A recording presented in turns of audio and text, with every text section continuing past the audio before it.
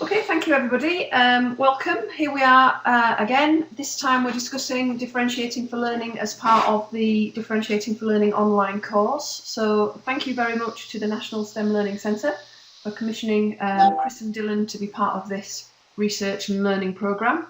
A huge thank you to Chris and Dylan for giving up their time to come and talk to us about the various questions that you've asked. Chris, I have to tell you, is not very well, so thank you, Chris, for endeavouring with a very poorly throat, and thank you as well to Paul Browning in the background, who is our technical support. Most of all, thank you to everybody who has participated so far. It's been really interesting to look at your learning as we've gone through, but also for the questions that you've given us for this evening. So without further ado, we shall begin.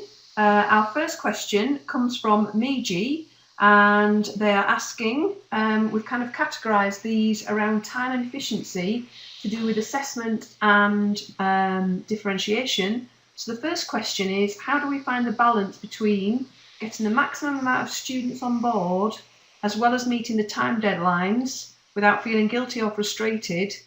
How can we know that we've done everything we could to effectively differentiate in the current climate when education is difficult with the curriculum that we've got? So our first question, we're going to hand over to Dylan. So Dylan, if you would like to go with that one for us, thank you. Well, I think the first thing to say is that you're never going to be able to do everything you can. You've got to keep your sanity, you've got to keep it limited, you've got to stop the possibilities for differentiation, which are endless, from creeping in and taking over everything. But I think that it also depends on how much flexibility you have with the curriculum. So one of the things that Chris and I discovered when we were working with teachers in the CMOFAP project was that teachers who were doing really good differentiation often didn't cover quite as much of the syllabus as they used to, but they did it in better depth, and more of the students remembered it, so that's why their achievement was higher. So I think you have to be, first of all, aware of the fact that sometimes you can't do very much because you have to teach all this content. Particularly in science, everywhere in the world, science curricula are too full, and therefore you have to make decisions about whether this is really important or less important. I remember talking to a teacher called Paul Spenceley in Kent, and he was saying that he now spent far more time on the particulate nature of matter because those ideas were really important. There are some other great topics like phases of the moon, which are great fun to teach, but actually can probably be relegated to a homework. So I think the important thing is giving yourselves some time to actually build in some slack, and then thinking about whether is this part of this unit something that absolutely everybody in the class has to get? What will go wrong if they don't get it right now? Because I think on that basis, you'll see that some things are far more important than others. In primary school mathematics, place value is essential, Roman numerals, less essential. So I think for me, it's about getting as much of the class doing as much as possible, and then feeling okay about the fact that you can't do everything. I think you have to stop beating yourself up about this. There's too much to teach. All curricula in maths and science that I've seen anywhere in the world are paced on the levels of achievement of the highest achieving students. So there's basically, in every single country I've ever seen, there's enough stuff to keep the quickest learning students occupied for a whole year. And that's too much for most students. And I think we have to be honest about that. The good news is you can actually cover less than that and still get better results by taking more of the students with you. But Chris will have more to say about that. Yeah. Okay, Chris, do you have anything you'd like to add? Oh, yeah. I mean, I think the other thing is within those topics you think are essential, selecting the activities you think are going to be most useful in taking learning forward. So, as Dylan was saying, if you take topics that are important, like particulate nature of matter, which are the activities that you do, that children will really help develop, that conception will really help get over some of the misconceptions that there are within that topic, and focus on those in terms of your differentiation. Let the other bits of the topic you do just be sort of so-called normal lessons, where the students will differentiate themselves by outcome, by how much they actually take from it. Okay, thank you, Chris. It makes me think of the inside the black box, the whistling dog quote, which is something that I often refer to. You know, I taught my dogs to whistle. I didn't know your dogs could whistle. I said they could whistle. I didn't say they could do it. It's that, you know, as you said, Dylan and Chris, that you can cover the curriculum, but if the students aren't with you, what was the point of covering the curriculum? Okay, thank you both very much. I think Sarah M's question, the next one, links very much to what you've already started alluding to. Sarah's asking, do you have any questions, any suggestions for how to best plan for effective differentiation that's time smart, I think is what she's saying, in terms of the time that it takes to find and make resources. You know, as we've said, time is finite, not only in the lessons but outside for teachers too. So Chris, have you got any ideas and suggestions for how best to be time efficient for Sarah? Well, a bit like the last question, be purposeful. So choose the actual activities where you need resources.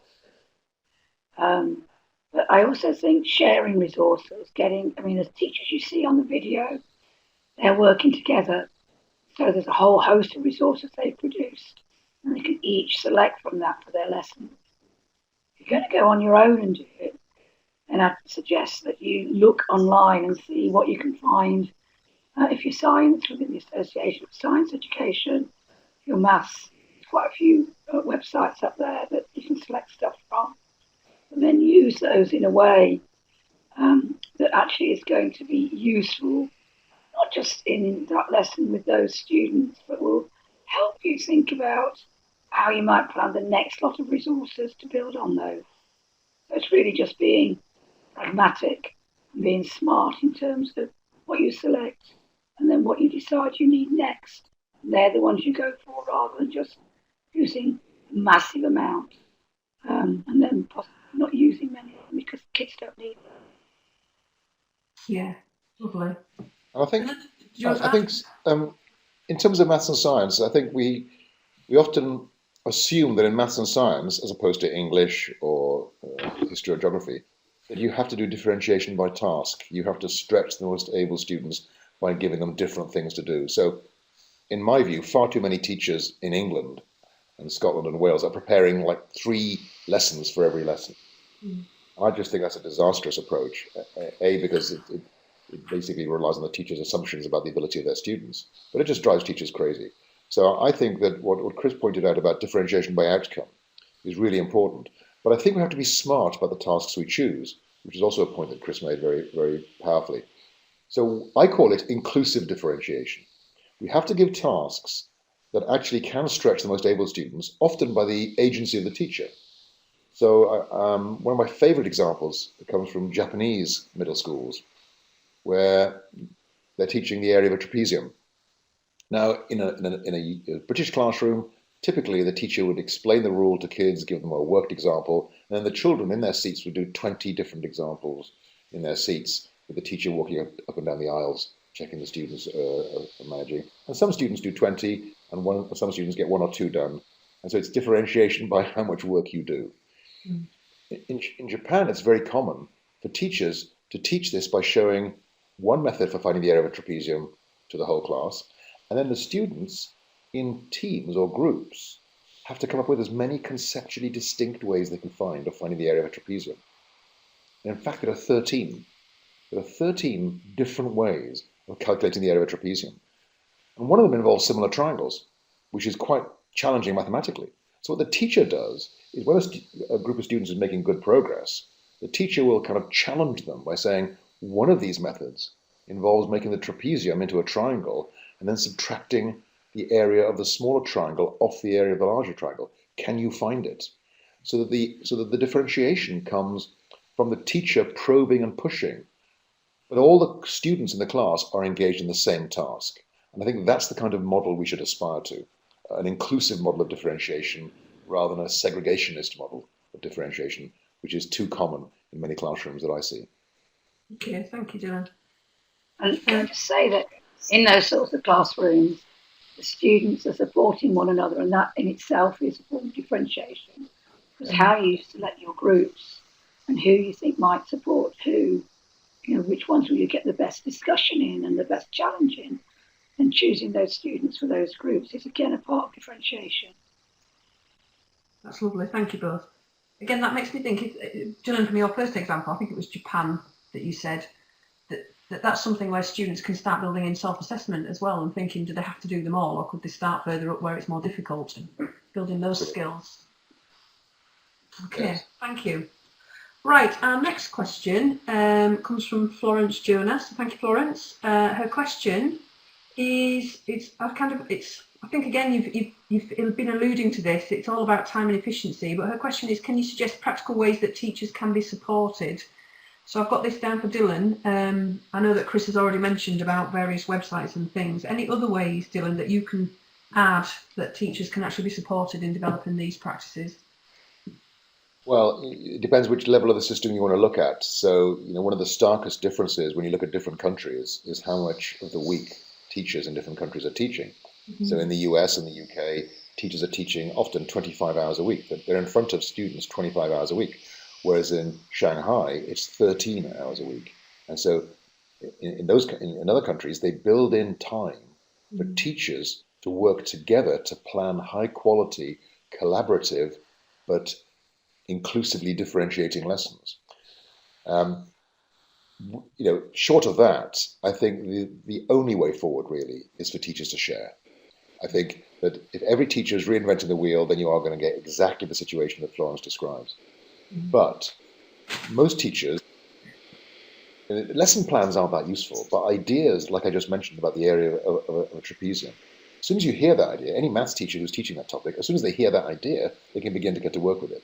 So I think what we need to do in a maths department, or science department in a school, in a local authority where schools are collaborating, we have to find ways of sharing these ideas so that not every teacher is having to start from scratch, because these ideas for how to get these ideas for activities are usually quite easy to share once people think about which features do I want to incorporate versus which features would every teacher need to incorporate. And as soon as you begin to think about that, then the ideas become very easily transportable.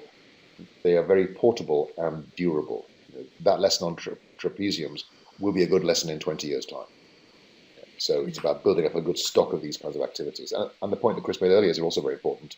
Don't think you have to do this for every single lesson. Think about which lessons this is more appropriate for, and think about which lessons of a much more traditional pedagogy might be perfectly adequate. Lovely. Thank you, Dylan. Okay, Chris, anything to add? No, I agree with what Dylan's just said.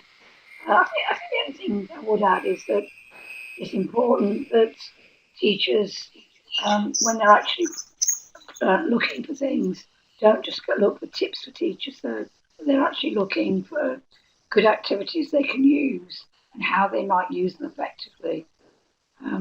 Because sometimes when teachers see things, they don't necessarily have time to do the thinking to work it out. If we could have more time for teachers to work on things, that would be great. We can't see it happening in the UK, though, at the moment.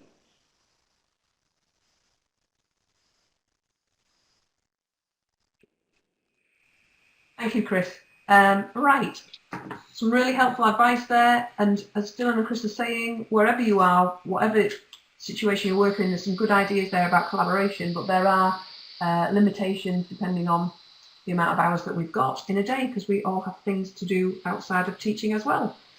So we are moving now on to a question from Susan Jackson. Chris, I've put this down for you to start answering this one. It links very much to a technique that one of our teachers tried in the MOOC. So it's the lesson using ZipGrade. She says that pupils are being sent to tasks based on their responses, and Susan's concern is that you might end up planning for tasks that none of the students actually go and use. What would your advice be for this? Well, I think that might happen in that sort of system. You learn after a while what are the types of tasks that either are more adaptable, so you've got a greater range of things of choice for the students to go on to, or you learn within a topic which are the ones that are the most useful. So I think the first few topics you do, you might produce extra stuff than what you actually want for that particular class. It is something that over time teachers come to be able to decide what is going to be useful and therefore tend to tailor the work much better. Again, it's going back to if you've got colleagues to produce these with, and the workload is reduced. And at the same time, you can share your knowledge and your experience such that the tasks become more appropriate. One of the more difficult things to manage early on is how you direct students or how you make the decisions about the pathway that students will take. But sometimes it's not easy to see if you are doing quick assessments, what's needed. What questions are great because they've been specially planned, so you know the reasoning behind why students made a certain decision. Some of the other things, if they're only giving short answers to, you might need to spend some time getting them to talk and reason out why it is they believe the answer is as it is. And in doing that, that gives you the time to decide what the next task is that might need to be. So it's a bit trial and error at first. The teachers quickly come to learn to tailor the approach so it fits with the way that they assess their students and also with the way that their students are learning. The other thing I'd add is that in terms of planning, I think I'd probably put more effort into planning at the lower end of the achievement range than the higher end of the achievement range, simply because the kids at the higher end of the achievement range are probably easier to challenge on the fly, if you like. So if a kid's come and finish a set of activities, a set of questions, for example, one thing you can do to a student is to say, okay, make up 3 more of your own, one harder than these, one easier than these, and one about the same level of difficulty as these. So what you're immediately doing is pushing that kid to think a bit more metacognitively about what makes one of these questions hard. And that kind of thing is much easier to do with higher achieving students. I'd want to think more carefully about my backup plan for lower achievers. So I would say, just as a piece of advice, plan more in detail at the lower end of the achievement range because it's harder to do things on the fly in the lesson for those students. It needs a bit more thought because they usually aren't such independent learners. Brilliant. Thank you both very much. We've now got a question from Vishnu Giermeier.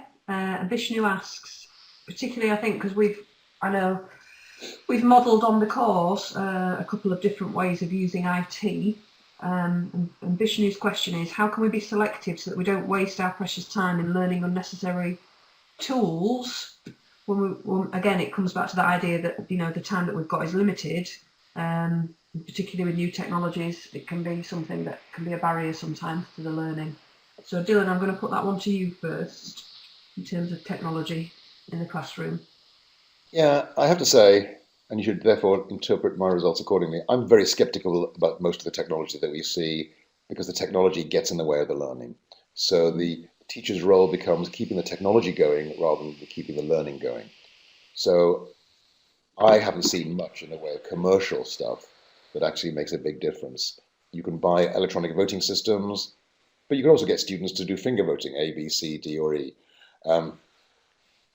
So for me, what's really important and what's missing from a lot of the discussion of these software solutions is the quality of the questions that are inside the software.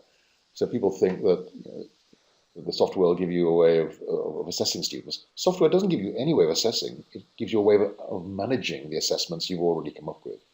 And so for me, I have to say assessments systems, these technology solutions would be a last resort. And I'd have to be really convinced you couldn't do it better in some other low-tech way. Ultimately, we have to be focusing on what's happening between the child's ears. And in general, I think technology tends to take teachers' eye off the ball. Thank you, Dylan. Chris, any thoughts? The only thing I'd add to that, I'd agree fully with that. The only thing I would add is that what I've seen teachers use best in terms of using new technologies is when they actually use Socratic questioning, sending questions through via to kids' iPhones and so on. That seems to work quite well, but the reason it works well is because the teachers use good questions tailored to where the student's learning is. And then it's the answers those children are giving that's made part of the lesson. So it's not a pre-prepared voting system with questions. It's actually responding at that time. Most of the voting systems, ones that I see, tend to just give scores tend to just give you a graph of whether kids have got it or not. So you've still got to differentiate, because you don't always know which kid is saying what. You've still got to think about next steps, because you've got to make that judgment on what the data's telling you. So, I don't think it's worth the money and the time sometimes to get these systems going. Lovely, thank you both. So thank you, Vishnu, for your question. I think you got a very clear response there for both Dylan and Chris. It's about the importance of the question that you're planning to use, and thinking about how you're going to actually use that in the class in terms of understanding the student's learning, not necessarily the tool that you're actually using. So moving on to our last question then, that we've categorised under time and efficiency. And again, this is Miji again, so thank you, Miji, for your second question. Chris, I'm putting this one to you first. Miji asks, and she's, they're not the only one, I saw several people have been asking this, is it possible to effectively differentiate when you've got classes of a large number of students? I think the answer is yes. I mean, you just put down 30. Yes, you can do it with 30. But yes, it is easy with 25 or 20. When the numbers get rather low, it's not so easy, because what you tend to do is move more into a one-to-one type approach, rather than thinking about how can I utilise collaboration in my classroom to help with differentiation. So I think it is. You just really need it with whatever the size of your class is and the tasks that you're actually doing. And all we can do as teachers is do our best in terms of doing that. So don't think of it like you're trying to do one-to-one tuition with 30 children. It's not like that. It's thinking about there's some tasks and some skills that some students are going to need support with, or maybe need change on, and go for that when they actually need that. Get it right most of the time. Some of the time you won't.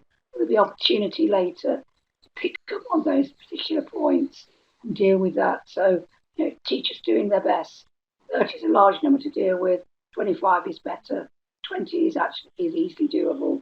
And I see teachers working with large classes doing differentiation very well many times when going to schools. Thank you, Chris.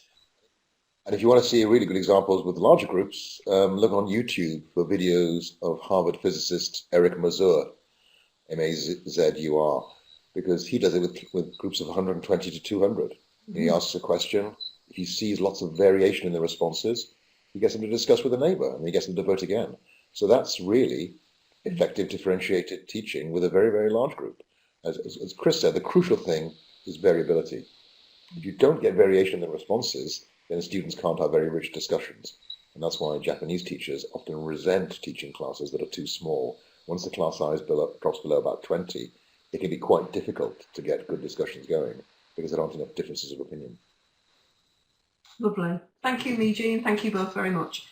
So, moving on to our next category then of questions. We're kind of looking at questions here that are about diagnosing the students where they're at in their learning.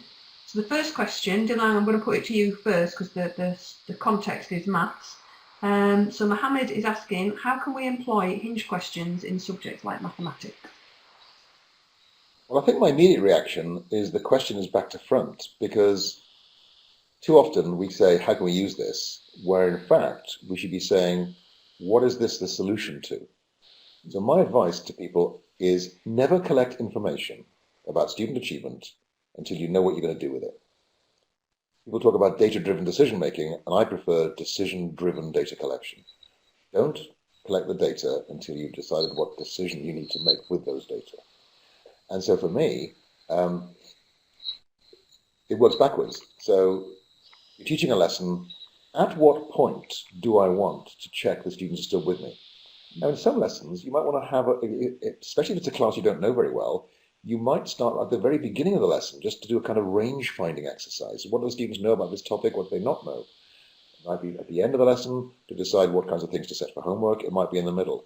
The important point is the primary decision about hinge questions is a pedagogical one.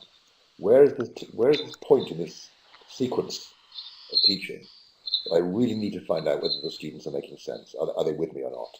And that's where you put the hinge question, and that's where you decide what to do next. And of course, the other good thing to do beforehand is to decide if the students are with me, I'll move on. But if they're not, what kind of a follow-up activity will I arrange for these students? So the whole idea of a hinge question is really, you've actually planned pretty much everything about what's going to happen, but you don't know which of 2 or 3 different courses of action you'll be following until you see how the students react. So that's my major advice is, what decisions do I need to take? What data will help me make the decisions in a smarter way, and then write the question to get you that information. Lovely. Thank you, Dylan. That's fabulous. Chris, anything to add to that? No, I think that's a good answer. Great, thank you. So our next question then, Chris, I'm going to put to you. This is from Zabadi Abbas, and they're asking about some classroom activities. We'd like to see some examples of classroom activities elicited from diagnostic methods for the high ability students in primary juniors, especially in English and maths, if you know of any. I don't. I've seen some good work done where English and maths have used science as the vehicle. So, for example, I know that Jason Harding in the UK, working in the borough of Haringey, done some work on looking at a sort of forensic science approach to trying to work out how various things work, but then use English and maths as a vehicle for the students actually then explaining it to others.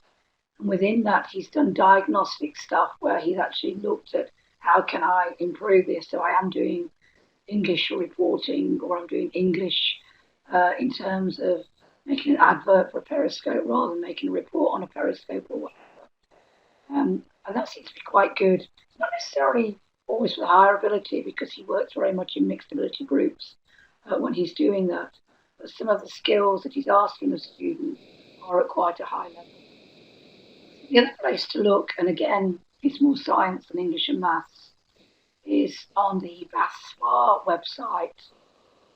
You've got Sarah Earle, who's worked on teaching and assessment of science and produced TAPS website. And there's many good examples of how science is being used in classrooms diagnostically and being used to actually help students move forward with their learning. So you might pick up ideas from looking at the TAPS website. I don't know if there's any that's directly there for English and maths. I don't know if Dylan does. Well, I don't know of any commercially produced resources, but I think the thing that I would recommend is getting students to come up with test questions that capture the essence of the things they've been learning. And so for my more able students, I think I'd also say, can you come up with some really good trick questions? Yeah. Can you come up with questions that will really test students? So for example, if you're doing a question on adverbs, the word leisurely is a really nice word to use, because leisurely is usually an adjective, but it looks like an adverb. And so you can really stretch these students' thinking by asking them to come up with trick questions about the topic they've been learning, because that'll really push their thinking, and it'll also lead to longer term retention. And the really important takeaway here is there's some very good research studies that show that, well, practice testing is good for increasing long-term memory. Writing test questions about what you've been studying is even better. So those kinds of activities where you're just relying on the students. You don't need to publish resources. You just ask the students, come up with some good questions on what we've just been studying. Yeah, lovely. Thank you both. I mean, I'm just thinking whilst you're talking, if I know any examples, the types of things I've sometimes done, it's more secondary, I'm afraid, Zabadi, is look at examiners' reports of where students have gone wrong on questions before and get students to unpick why answers are wrong. But whether you just build up that bank of wrong responses at primary, and like as Dylan says, use them to stimulate students writing questions. So hopefully, Zabadi, that helps. There's ideas there. Andrea, you pushed me to it. I have to mention the diagnosticquestions.com website, because it's a project that I've done some work with. But They have a huge bank of questions. They also have typical distributions of responses from students, and they actually have the reasons the students gave for choosing the answers. So that can be very insightful. I mean, sometimes the answers are not that insightful. They say things like, I chose B because I just guessed. But a lot of the time, there are quite useful and insightful responses from students about why it was that they chose that particular response. And that can give you a good starting point for deciding how to use those questions in your own practice. Fabulous. Thank you, Dylan. Well remembered. The other one, this is what happens when you start talking that I remembered. Chris, I might get this wrong. Is it AAAS Science Assessment? I think it's a project that's run from America that looks at diagnostic questions in science that students, as Dylan says, it tells you the student responses and student responses at different ages, so you can see how difficult some ideas are to shift, which I think is quite useful. So that's brilliant. Well, you see, we are proof of the fact that collaboration helps, because by talking to each other, we bounce ideas off each other. There we go. Right, so moving on to Karen Kahela's question. Chris, I'm going to fire this to you again. We mentioned concept cartoons in the classroom. We mentioned concept cartoons on the course. Karen is asking, how can we use these in the classroom, and are there any examples available? I'm going to you first, because I know that science is the field that started them off, even though they are in other subjects. They've now been done in many subjects, certainly in English and maths as well as science. This was the work initially of Brenda Keogh and Stuart Naylor, and they are Millgate Publishing. So look at Millgate Publishing online, and you can buy books of them. With the science ones, they look at typical misconceptions or alternative conceptions in science. And they have pictures of a group of students with speech drawers above their heads saying the sorts of things that they do when they actually see phenomena and the way they respond to it. Usually none of the things the students say are 100% correct. And some teachers get the idea wrong and put the concept cartoon in front of students and say, so who's right? That's not the way to use them. The way to use them is, so what do you think? Look at what these students have said. What do you think? To stimulate that discussion. And they might say, I agree with the child on the left more because my thinking is this, or I think the one on the right is totally wrong because of that. It's there to stimulate that discussion so the teacher and the students can start to discern what it is that they actually are meaning. It's a meaning-making approach the concept cartoon drives. I think some of the best ones are the on DVD now, again from Millgate Publishing. You can actually just get the pictures with phenomena and the students standing there with empty speech bubbles. You can put in what your students say. So it might be in one lesson, present them with some sort of stimulus. It might be where you've got a beaker that's absolutely full of water and you're starting to add salt to it. And one student's predicting that the water will overrun. Another one's predicting that you get so much salt in, but then it will overrun. Another one's saying, no, I reckon all that salt can go in. It's going to dissolve.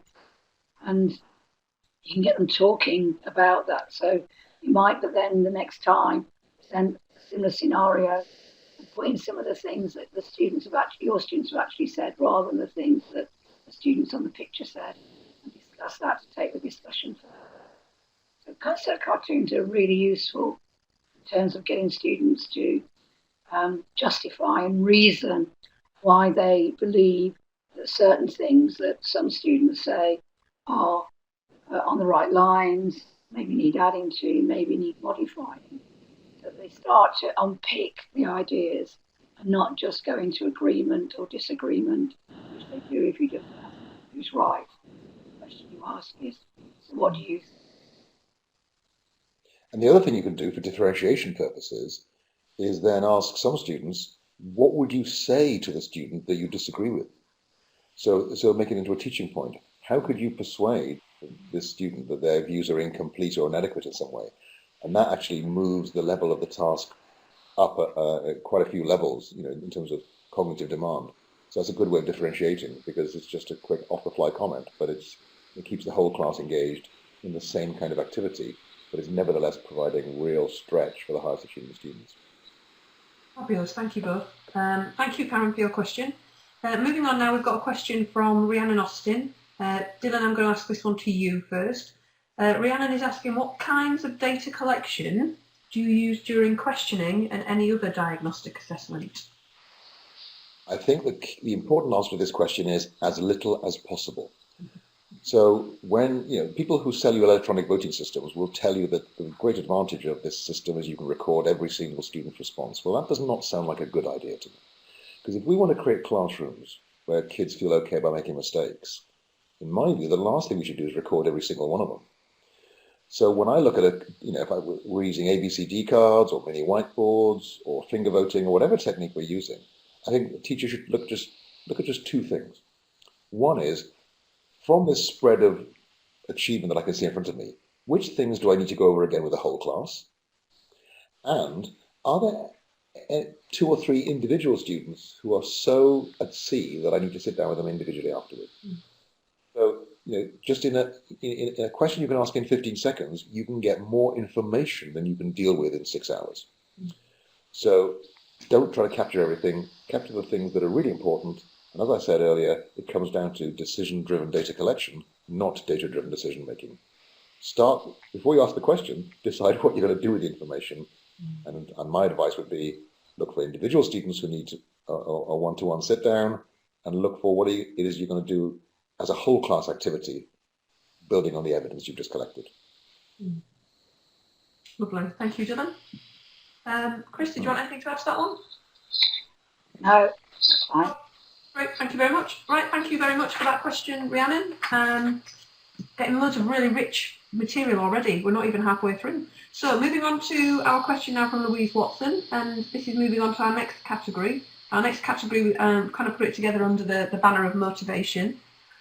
So Louise is asking, I'm going to ask you this, Chris. I would like some input on how to engage students who've had their self-esteem demolished and their curiosity battered out of them by the system.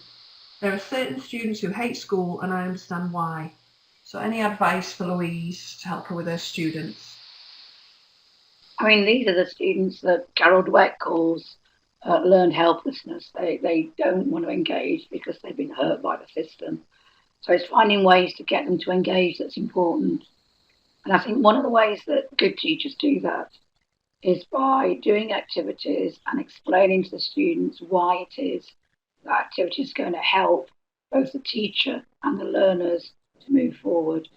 So it might be that the teacher might give everybody at the start of a topic some sort of small stimulus activity, maybe a concept cartoon, maybe some sort of pictures or artifacts that the students are asked to talk about and what they know about. The teacher can explain to the students why she's doing that she's doing that so she can see how much they understand already about, let's say, the topic of photosynthesis. She wants to build on that and help them to know more.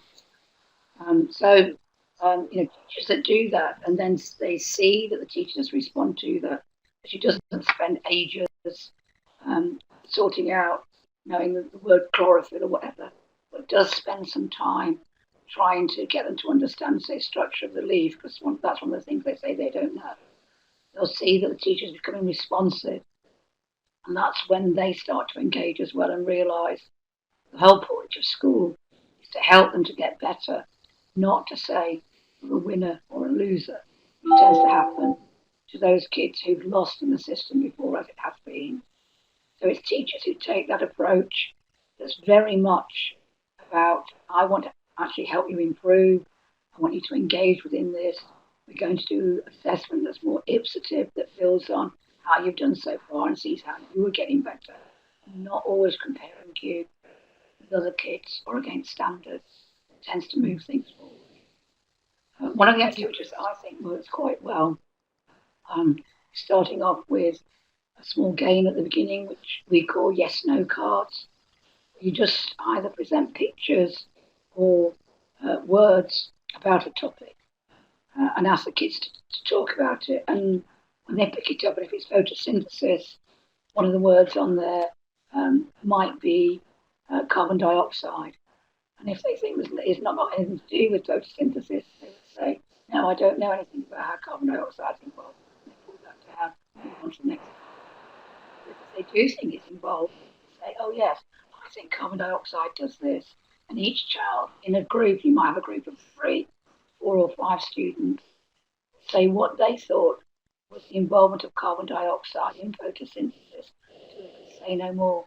And then they could have come up with a question if they wanted, whatever. But the teacher listening into that starts to pick up where the students' strengths and weaknesses are in that topic, and therefore can plan not only the activities that's needed, the differentiation that's needed in follow-on lessons. So it is using diagnostic approaches. It is thinking about what's appropriate for next steps. It is about saying to the students why you're doing what you're doing, and reassuring them you're doing it to help them learn and not to try and catch them out, because it's neither being caught out previously that's put them off school. Thank you, Chris. Thank you, Louise, for your question. I'm going to move on to the next question now from June, which is similar in a way, but she's kind of like got a different spin on it, Dylan. So I'm going to give this one to you. So June is saying that she's working with a challenging class of National 4 Scottish system pupils who are 15, and they already feel like failures.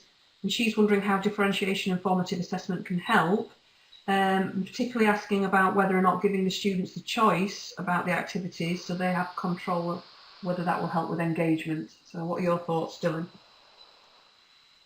Well, I think the really important thing to acknowledge at the beginning is the research on motivation is pretty much a mess. We know so little about it. There's so many different researchers with their different ideas. Recent research has suggested that, in fact, we're thinking about this completely backwards. The traditional view is that motivation leads to success. And some recent work in mathematics has suggested that, in fact, success leads to motivation. So these things influence each other in very complex ways. We've already talked about Carol Dweck's work. A kid with a growth mindset is far more likely to engage in a challenging task than a kid with a fixed mindset. But I think we have to look at it in a much broader frame of reference. So when teachers put stuff in front of students, students go through this incredibly complex calculation about all the things that factor into the decision about whether to actually try hard and do the task or just blow it off and just say, I can't be bothered. And one of them is mindset. If you think that doing this task will make you smarter, you're more likely to engage. Is this something you think is relevant? Is this something that you want to do? Is this something that you think you've seen something similar to before that you were successful at? So your history of this classroom, this subject, the costs and benefits of engaging in this task will also be factored in. Is this something I'm interested in? Some students are interested in certain things and not in others, but some students get interested in stuff because of the way the teacher presents it. So I think one of the things we haven't really acknowledged in looking at teacher effectiveness is that some teachers seem to be able to get students to care about stuff that they really didn't care about when they walked into that classroom. Just the way they present them, the way they make connections to existing knowledge. I remember seeing a science teacher asking a class, why does it take longer to cook potatoes at 220 degrees Celsius in an oven than it does at 100 degrees Celsius in a pan of boiling water? The teacher had a very clear learning intention in mind, but the point is the teacher didn't start with a learning intention. The teacher started with a question to try to get the students interested. So I think there's a whole range of techniques that we could be using. Of course, intrinsic motivation is better than extrinsic motivation, but intrinsic motivation is very rare. So I think teachers need to use everything at their disposal just to tip the balance from children saying, I can't be bothered to do this, to I want to do that. It might be saying it's important. It might be saying it's interesting. It might be saying, for example, lowering the costs of failure.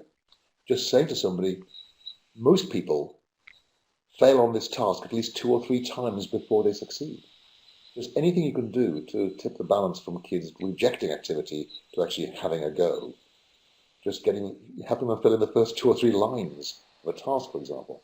So it's all those things that teachers can do to get students to actually take the risk of engaging in an activity rather than completely disengaging. And the research is not of much help there. Your intuition, what you know about that student, your personal relationship is going to be far more important. Brilliant, thank you both. I think they're really comprehensive answers from both of you about very similar questions. So thank you, Louise and June. I'm sure lots of people will appreciate the responses we got there from Chris and Dylan. So moving on now, Chris, I've got a question here from Marie-Eve Lafortune.